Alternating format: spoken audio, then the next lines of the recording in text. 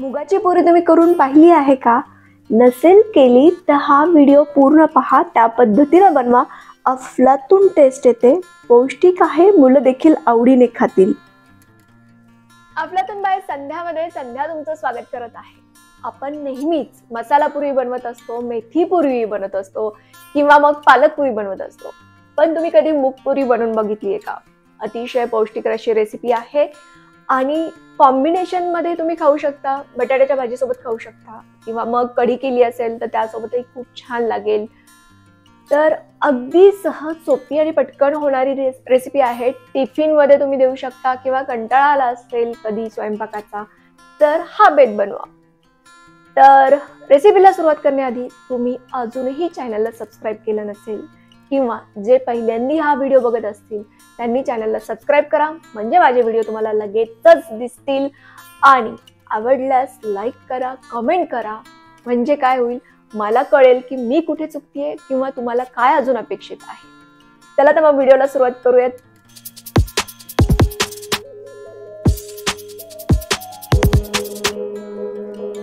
सर्वप्रथम मूग डाळ स्वच्छ धुवून घ्यायची आहे आणि मग पाणी टाकून याला 2 तास भिजत घालायची आहे. प्रमाण म्हणाल तर अर्धा कप या ठिकाणी मूग डाळ घेतलेली आहे. 2 तासात मस्त भिजून होते. त्यामध्ये 2-3 लसणाच्या पाकळ्या, अद्रक, 10-12 मिरे टाकून मिक्सर मधून फाईन पेस्ट करून घ्यायची आहे. अगदी फाईन म्हणजे फाईन असायला हवी, कचकच नको. तर थोडंसं पाणी टाकून मिक्सर मधून वाटून घेतलं तरी चालेल. त्यामध्ये हळद घालायचं आहे 1/2 टीस्पून, तिखट 1 टीस्पून, धनेपूड आपल्याला 1 टेबलस्पून घालायचं आहे. त्यानंतर हिंग टाकायचं आहे 1/2 टीस्पून, चवीनुसार मीठ टाकायचं आहे आणि तीळ आहेत ते 1 टेबलस्पून या ठिकाणी टाकलेले आहेत.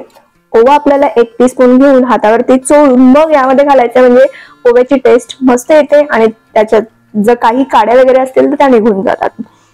कसुरी मेथी घेतलेली आहे, ती हातावर चोळून घ्यायची आहे आणि मग टाकायचे. तिचा एक विशिष्ट फ्लेवर असतो, त्यामुळे पुरी एकदम छान लागते. गरम मसाला 1 टीस्पून टाकलेला आहे आणि बारीक चिरलेली कोथिंबीर यामध्ये घालून मिक्स करून घ्यायचं आहे. तर अगदी फास्ट, सोपी. तुम्ही हे सकाळच्या नाश्त्याला बनवू शकता किंवा रात्रीच्या जेवणाला बनवू शकता. खूप फास्ट येते. मेथीची पुरी छान अशी टम्म फुगलेली राहावी यासाठी 2 टेबलस्पून आपण रवा घातलेला आहे आणि 1 टेबलस्पून तेल टाकून मिक्स करून घ्यायचे. रवा टाकल्यानंतर मिक्स करून घ्यायचंय आणि रवा फुगायला थोडासा वेळ लागतो, म्हणून हे मिक्स झाल्यानंतर 10 मिनिटं त्याला रेस्ट व्हायला ठेवूयात. 10 मिनिटानंतर मग आपण गव्हाचं पीठ घालणार आहोत. 2 कप गव्हाचं पीठ घालायचं आहे. तर सुरुवातीला 1 कप टाकून घेतलेलं आहे. आपण जी पेस्ट बनवली आहे त्यात पाणी किती असतं त्यावर आपण गव्हाचं पीठ टाकतो. तर साधारण जे प्रमाण सांगितलेलं आहे ते 2 कप गव्हाचं सांगितलेलं आहे, पण तरीही हळूहळू करत नेक्स्ट जो कप आहे गव्हाचा ते करत आपण घट्ट गोळा मळून घेणार आहोत आणि 10 मिनिटं रेस्ट करायला ठेवून देऊ. परत छोटे छोटे पेढे करायचे. तुम्हाला जेवढ्या आकाराची पुरी हवी आहे, लाटायची आहे, तेवढा आकार तुम्ही करू शकता. आणि अगदीच पातळ लाटायची नाहीये, थोडीशी जाडसर असावी, व्हिडिओमध्ये दिसत असेल. तर या पद्धतीने लाटून झाल्यानंतर आपण याला तळून घेणार आहोत. सगळ्याच एकदा नाही लाटून घेतला तरी चालतील, 1 बाय 1 लाटून तळायला काहीच वेळ लागत नाही. तर पुरी टाकल्यानंतर तेल गरम असावं आणि मग वरतून थोडस तेलाचा मारा करत मस्त पुरी फुगून जाते, टम्म फुगते, खूप छान लागते. तर अशाच पद्धतीने सगळ्या एक एक करत आपण पुरी सोडणार आहोत. आणि विशेष म्हणजे की तेलाचं टेम्परेचर जेव्हा पुरी टाकतो तेव्हा हाय फ्लेम करायची आणि नंतर मग लो फ्लेम करायची. अशा पद्धतीने सगळ्या पुऱ्या तळून घ्या.